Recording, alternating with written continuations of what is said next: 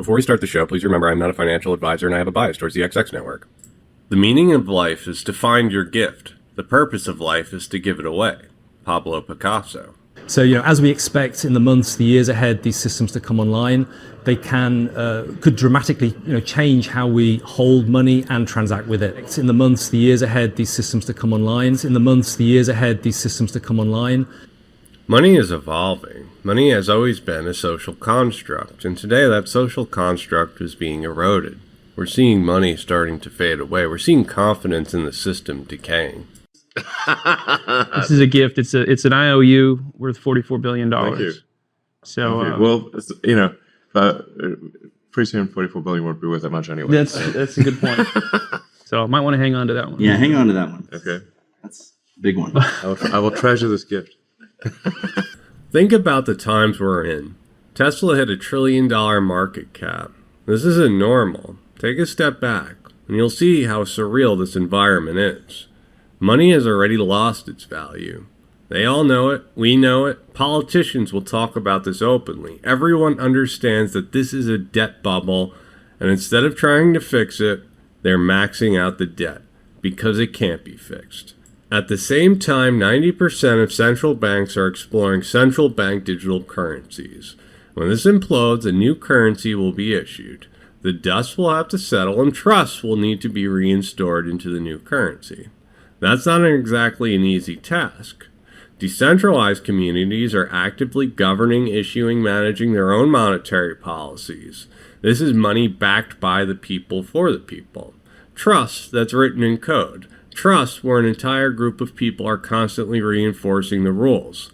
When central bank digital currencies enter the value layer of the internet, they'll interact with these protocols. They might be issued on these protocols. About institutional adoption, I think you were referring to previous technologies, and it wasn't until the institutions came in, the enterprises showed up, that things hockey stick. Do you think that's true of blockchain?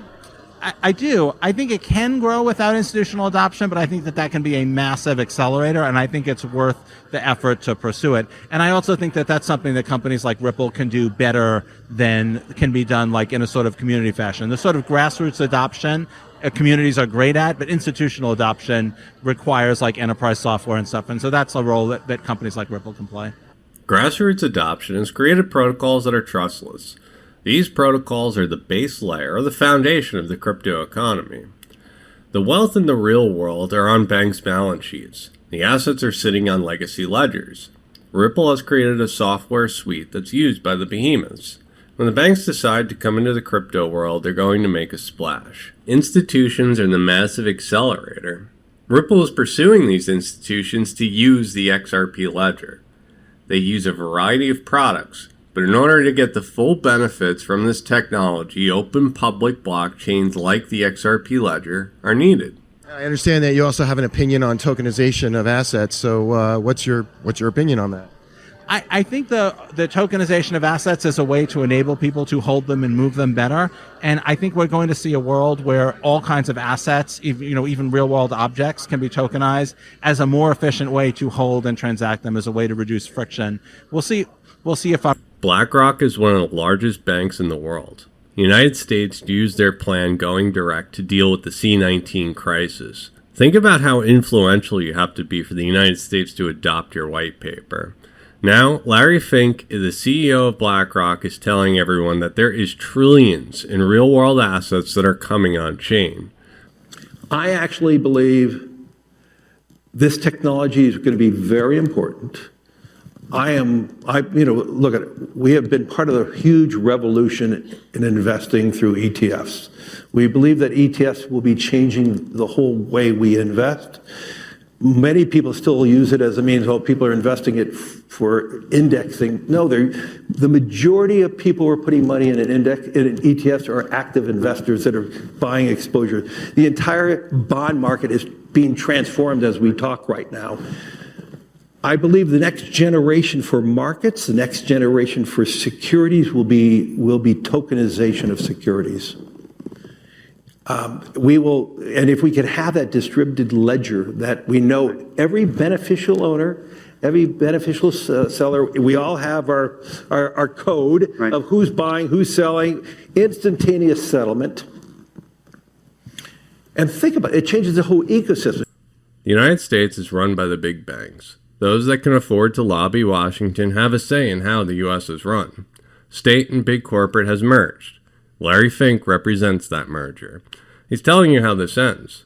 The entire bond market, i.e. the debt market, is coming on chain. Equities will come on chain. Tokenization doesn't work without public blockchains or crypto assets.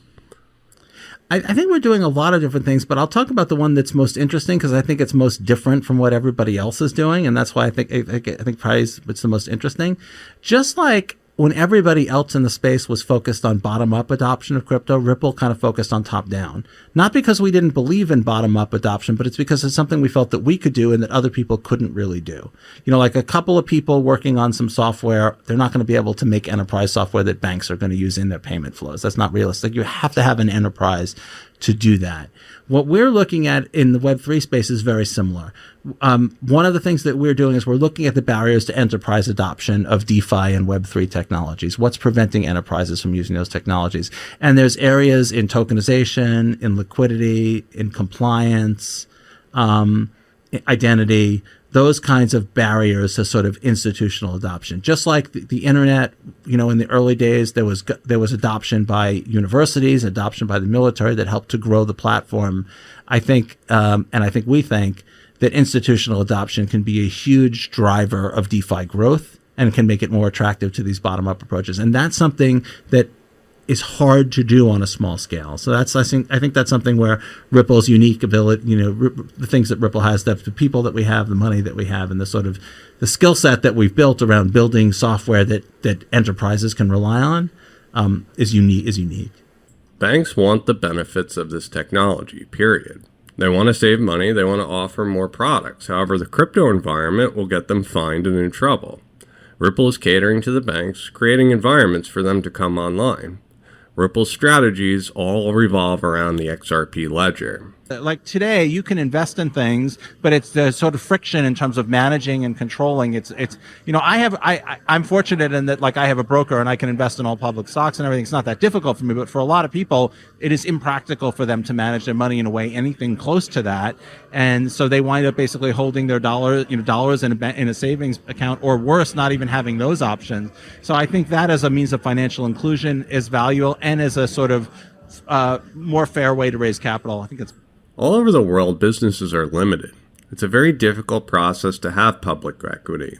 Tokenization by default is global and instantaneous. It's open to the world. It will allow companies to issue tokens or equity and raise capital globally, even at the microtransaction level. I could buy $1 of a Filipino drugstore equity. Sadly, many bad actors have exploited this technology for their own gain. But if we look behind this, tokenization could revolutionize the way businesses raise capital and lead to a substantial reduction in fees. In turn, global economic activity would be stimulated. Businesses could leverage capital to produce better quality products and services. That's how our quality of life is defined, by how many products and services you consume. Despite these benefits, there still remains regulatory barriers that must be addressed at an international level. That is what the G7 and G20 are doing. They're currently ironing out crypto regulation. Especially for things like cross-border and for countries which don't yet have fast payment systems of their own. And that's by having money on these ledgers which can dramatically improve transaction speeds, reduce costs, improve transparency, providing, I think, overall a better experience by removing some of the multiple layers of messaging from traditional systems. I think this is going to bring much greater financial fluidity and a much better experience. Many countries are disconnected from the banking system. This technology allows every country to participate in the economy, not only to participate at a bank account level, but also from an investment perspective. Instead of wealth hidden within Cobalt servers with strict gatekeepers, the wealth is native online. Through making markets. So we'll see if that delivers on my excitement. I think you'll see continued growth of the NFT space into areas, I'm hoping, things like carbon markets and tokenizing of real world assets. But I think also you're going to see movement on the Web3 and DeFi space. We're working internally right now. We have proposals for things like identity and sanctions compliance. And I think tokenization, liquidity, compliance is the, especially sanctions compliance. So I think you're going to see interesting stuff from us. And I should mention that we're always hiring. We hired 350 people in the last year, 3 new offices. Great place to work. A successful company, as you historically. Yeah. David said they're working internally for compliance, sanction compliance, and identity is coming. There are businesses and banks that are demanding these products. Ripple doesn't just create products. There's a demand for these products, and that tells me something.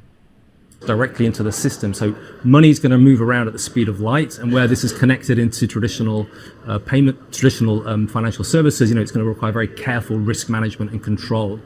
On the opportunity side, though, I think the digital wallet space is growing rapidly, Yes. and I think banks have an opportunity there to look to embed this kind of capability as part of their app ecosystem. Looking as well, things like banking as a service and embedded banking is something we've heard a lot about at the conference. So opportunities to provide wallet infrastructure there also for SMEs and corporate services. Value becomes digitally native. Twitter algorithms that curate your content will be applied to value. Banks will play the role of compliance and gatekeepers, but this is uncharted waters. If you see abuse like we've seen with big tech, distributed systems are the life raft. And it happens instantaneously. They can play their games, but this is why the banks are failing now, because people can withdraw their funds with the click of a button. In a tokenized world, swapping in and out of assets can happen at the speed of light. When they're at the top, they never think they're going to fall. But they always do, eventually. Yeah. Every civilization has a lifespan. About how many years do you think we got left? Well, I'm seeing a lot of late-stage civilization vibes these days. Yeah, seriously. Seriously. I don't know, man. There's so many wild cards. The short term we've got.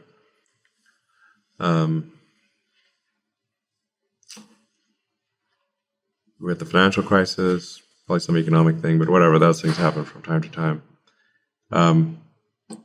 But we've got some geopolitical wild cards with Ukraine and Taiwan, and then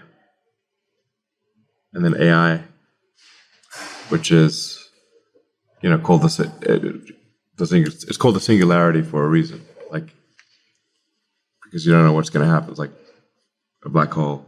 You go in the black hole, what happens? Don't know. We're on the singularity, AI singularity event horizon, circling the black hole. We live in remarkable times. Technology is changing every aspect of our lives.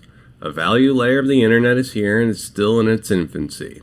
As wealth migrates from the bank's balance sheets to trustless ledgers, it's going to cause massive disruption. It means fundamentally the entire banking construct has come to an end. That won't be instantaneous. It's a trend that we're experiencing. And Ripple is holding the bank's hands, leading them to the XRP ledger. The issue is pretty simple. When you have, let's say you've got your ledger or your treasure, you've got your hardware wallet. If people can see the IP address you're accessing it from, they can trace that to location, and then they can force you to give up those keys. Those keys are only as safe as your anonymity against many actors. So privacy is paramount. There's a new software called Proxy. This runs off the XX network. It's a software that makes it impossible for your IP address to be imprinted to your wallet. In layman's term, if a bad person knows how much money you have and knows where to find you, that's your security. Every act of creation is first an act of destruction. Pablo Picasso. Thanks everyone, I hope you enjoyed the show. Please take a moment to like and subscribe. If you enjoy content like this, please consider joining my Patreon or my Ghost site. The links are in the description below.